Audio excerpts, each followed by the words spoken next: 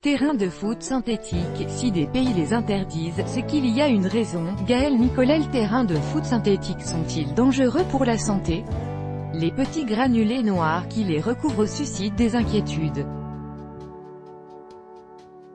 L'Agence nationale de sécurité sanitaire a rendu son verdict, peu préoccupant pour la santé, mais les données manquent encore. Des élus demandent leur retrait. Le recyclage n'a pas que du bon.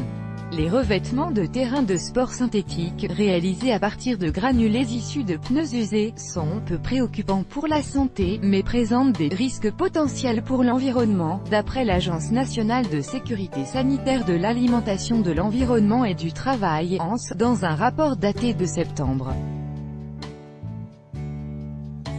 L'ANSE dit qu'il y a quand même des risques au niveau des nanoparticules que contiennent ces terrains, mais ne va pas jusqu'au bout pour dire que dans la mesure où il existe des alternatives, autant les utiliser, s'insurge Michel Rivasi, eurodéputé ELV, à l'origine d'une vidéo et d'une pétition.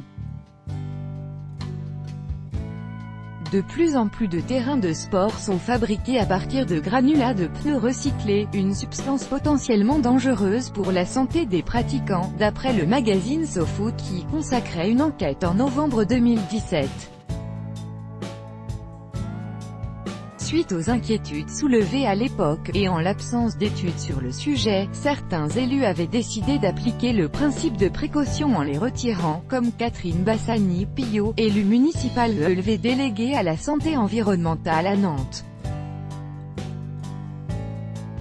Les villes de Poitiers, Paris ou encore la Seine-Saint-Denis, la Gironde, mais aussi les Pays-Bas et New York, ont fait de même. C'est cette démarche que Michel Rivasi, également biologiste spécialisé dans les questions de santé environnementale, souhaite voir se répandre. Car si l'ANSE a conclu un risque peu préoccupant pour la santé, elle souligne cependant des incertitudes liées à des limites méthodologiques et un manque de données.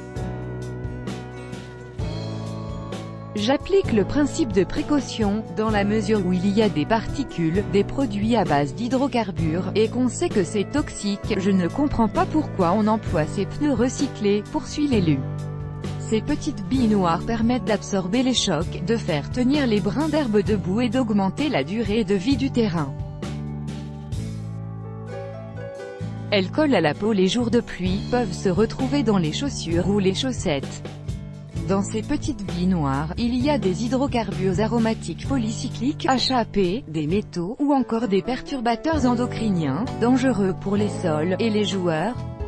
Les études manquent encore pour connaître leur réel impact, encore faudrait-il faire des études au niveau de stade fermé et regarder l'évolution des enfants qui sont sur cette surface-là. C'est souvent utilisé dans les cours d'école, notamment en maternelle.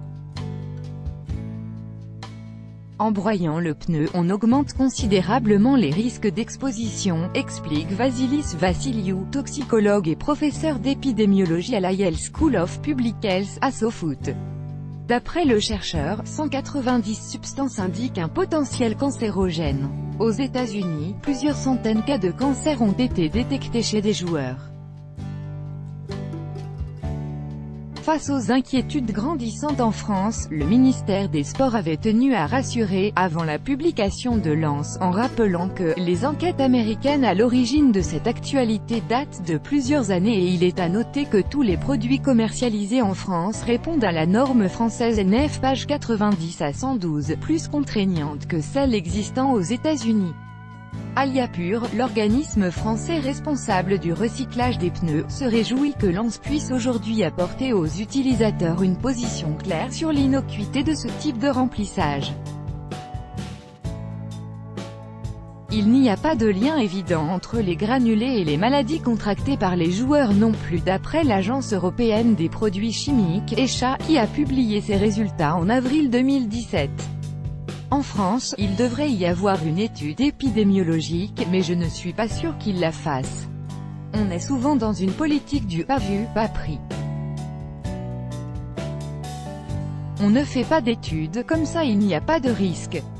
Si des pays l'interdisent, c'est bien qu'il y a une raison, conclut Madame Rivasi.